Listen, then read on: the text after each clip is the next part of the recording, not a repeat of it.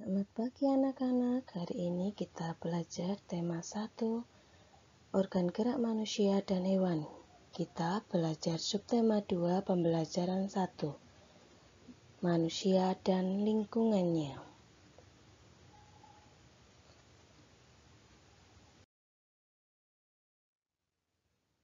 Hari ini kita belajar yang pertama adalah aktivitas untuk menjaga organ gerak hewan dan mengidentifikasikan ide pokok. Subtema 2, manusia dan lingkungannya pada pembelajaran 1 untuk muatan IPA, aktivitas sehari-hari yang memanfaatkan kerjaan organ gerak. Amatilah ilustrasi di bawah ini. Aktivitas pada gambar manakah yang bisa membuat tubuh sehat? Yang bergambar pertama adalah orang sedang mengendarai sepeda motor. Gambar yang kedua adalah gambar orang yang sedang mengendarai sepeda. Sepeda dan sepeda motor sama-sama merupakan alat transportasi yang memudahkan kita berpergian ke suatu tempat. Akan tetapi penyebab kedua benda tersebut bergerak berbeda. Sepeda motor bergerak karena adanya mesin. Sementara itu, sepeda digerakkan dengan cara dikayuh pedalnya.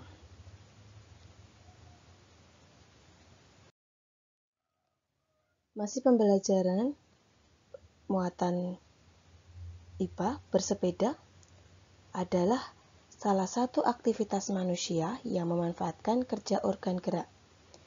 Bersepeda dapat mengencangkan otot-otot tubuh.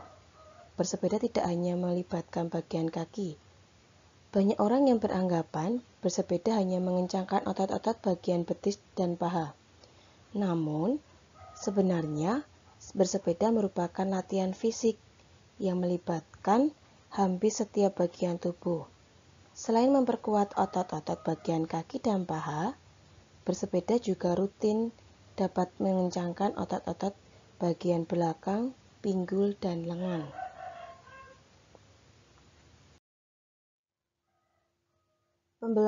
Masih pembelajaran muatan IPA ya. Aktivitas-aktivitas untuk menjaga kesehatan alat gerak. Anggota tubuh dapat bergerak karena adanya otot. Otot sebagai alat gerak aktif, sedangkan tulang sebagai alat gerak pasif. Otot dan tulang saling bekerja sama. Nah, cara menjaga agar otot dan tulang tetap kuat, mengkonsumsi makanan dan minuman yang sehat. Kemudian menjaga pola makan teratur.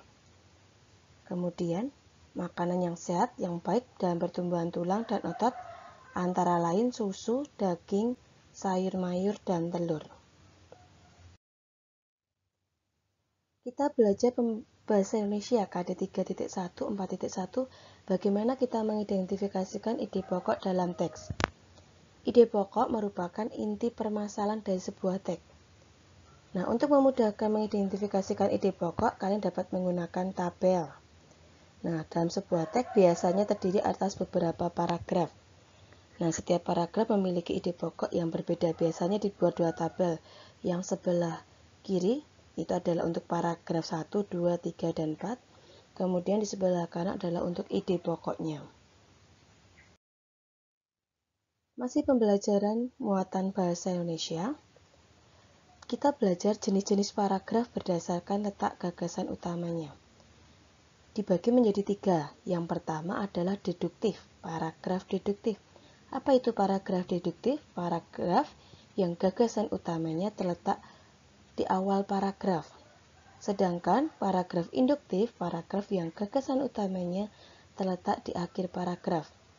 Yang ketiga, paragraf deduktif dan induktif adalah paragraf gagasan utamanya bisa terletak di awal dan bisa terletak di akhir paragraf.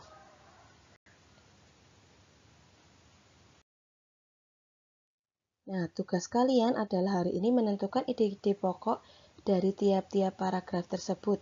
Misalkan paragraf pertama adalah bersepeda merupakan kegiatan yang menyenangkan sekaligus menyehatkan. Ini paragraf pertama. Seterusnya ini kalian cari ide pokoknya apa. Dibuat dalam tabel, kemudian nanti difoto hasilnya dan dikirimkan ke Google Form ya. Ini paragraf yang kedua, bersepeda dapat mengencangkan otot tubuh. Bersepeda tidak hanya ini paragraf kedua. Paragraf ketiga, jika bersepeda secara rutin, kesehatan jantung akan tetap terjaga. Selama bersepeda, jantung detak lebih cepat dari biasanya. Carilah ide pokok paragraf yang ketiga. Paragraf yang keempat adalah salah satu pilihan yang bijak untuk menjaga stamina dan daya dalam tubuh adalah dengan cara bersepeda. Bersepeda secara rutin dapat meningkatkan stamina dan daya tubuh. Hal ini akan membuat kamu selalu bugar dan berenergi setiap harinya. Cari juga ya ide pokoknya.